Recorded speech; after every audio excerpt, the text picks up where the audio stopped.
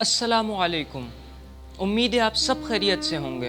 आज मैं आपको बताने जा रहा हूँ कि कैसे आप अपनी मेमोरी को, अपनी याददाश्त को बढ़ा सकते हैं। तो वीडियो को आखिर तक देखिएगा। सबसे पहले तो ये जानना ज़रूरी है कि आखिर इन्फॉर्मेशन हम तक पहुँचती कैसे है। वो पहुँचती हैं या तो ज़बान से जो हम खाते हैं, या फिर आँखों से जो हम देखते हैं, कान से जो हम सुनते हैं, या फिर स्किन से जो हम फील करते हैं, या तो नाक से जो हम सूंघते हैं।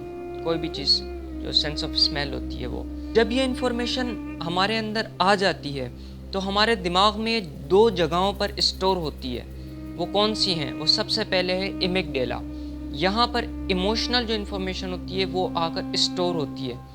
और दूसरी तरफ ये हिप्पोकैम्पस कॉर्टेक्स सिस्टम। यहाँ पर जो जनरल हमारी जितनी भी इन्फॉर्मेशन है वो आकर स्टोर होती है। अब जानते हैं कि गाइज आपने बहुत सी बार ये सुना होगा कि एक शॉर्ट टर्म मेमोरी होती है, एक लॉन्ग टर्म मेमोरी होती है। इनके बीच में असल डिफरेंस क्या है? जो शॉर्ट टर्म मेमोरी होती है वो थोड़ी ही देर की होती है, जैसे कि आपने एक बच्चे को बोला ए फॉर एप्पल तो उसने वो दोहरा दिया, या फिर आपने किसी ने आपको नंबर बताया, आपने उसको दोहरा दिया। ये शॉर्ट टर्म मेमोरी मिनट्स के लिए लास्ट होती है बस। एक होती है लॉन्ग टर्म मेमोरी जो कि दिनों, हफ्तों, सालों तक भी या फिर हमेशा तक भी हमारे साथ रहती है। अब ये देखते हैं कि आखिर कैसे ये short term memory long term memory में कन्वर्ट होती है। तीन ही तरीक़ों से मेमोरीज हमारे दिमाग में स्टोर्ड होती हैं। Number 1, urgency. आपने कभी डर का सामना तो किया ही होगा अपनी ज़िंदगी में।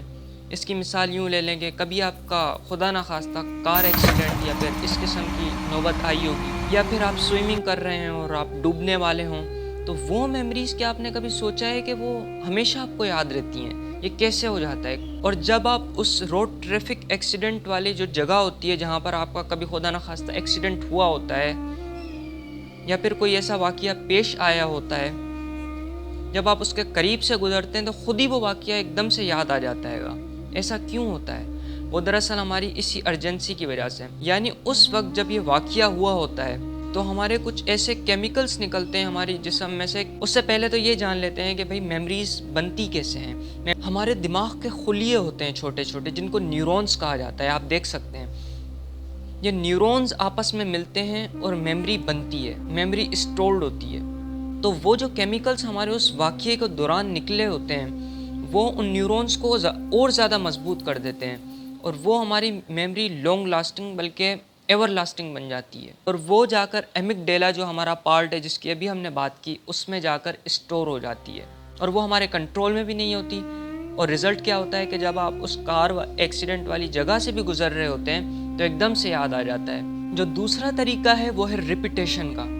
आपने कोई टेबल याद किया, या कोई फैक्ट याद किया, या कोई वोकेबलरी याद की, कोई मुश्किल अल्फाज याद किया, तो अगर आप उसको रिपीट करते हैं ज़्यादा से ज़्यादा तो वो आपको याद जल्दी हो जाता है। ठीक है, मगर ये कैसे होता है? ये ऐसे होता है कि जो न्यूरॉन्स का मैंने आपको बताया कि एक न्यूरॉन है, उसके नीचे दूसरा न्यूरॉन है, आपस में इनका कनेक्शन बना हुआ है। जब आप रिपीट करते हैं उस चीज़ को तो वो कनेक्शन और ज़्यादा मजबूत हो जाता है। तो इस वजह से आपको चीज़ें याद रहती हैं। इसके ज़िम्मन में एक और बात मैं आपसे करता चलूँ, ये मेरा अपना पर्सनल एक्सपीरियंस है।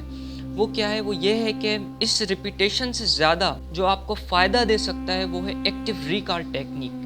ये टेक्निक क्या है कि आपने जो चीज़ पढ़ी, अब किताब बंद कर दी, अब उसके बारे में सोचा कि वो आपको कितनी याद हुई है।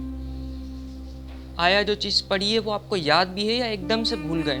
तो जब आप वो एक्टिवली रिकॉल करेंगे उस चीज़ को तो ये आपको और ज़्यादा फ़ायदा देगा।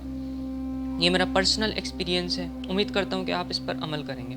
और जो तीसरा तरीका है वो है एसोसिएशन। क्या हो अगर मैं आपसे कहूँ कि ये 11 नंबर हैं, ये आपको याद करने हैं, तो ये तो बड़ा मुश्किल काम होगा। मगर क्या हो जो नंबर मैं आपको 11 देने वाला हूँ वो आपके ख़ुद के मोबाइल के नंबर हों, तो क्या होगा? एक न्यूरोनल कनेक्शन आपका पहले से ही मौजूद है, तो वो आप आराम से याद कर पाएंगे। क्यों? और अगर मैं 1 साल बाद आपसे वो नंबर पूछूं तो भी वो आपको याद होगा। क्यों? क्योंकि वो नंबर पहले से ही उन न्यूरोनल कनेक्शन का हिस्सा है। इसलिए उनमें से जो सबसे ज़्यादा यूज़ होने वाला तरीका है वो रिपीटेशन का है।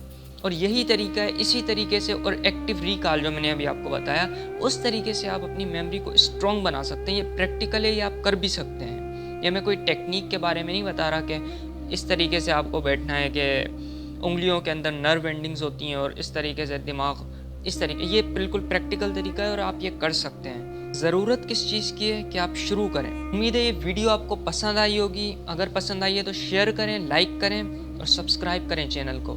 اور اگر فیس بک پر دیکھ رہے ہیں تو فالو کریں. Thank you.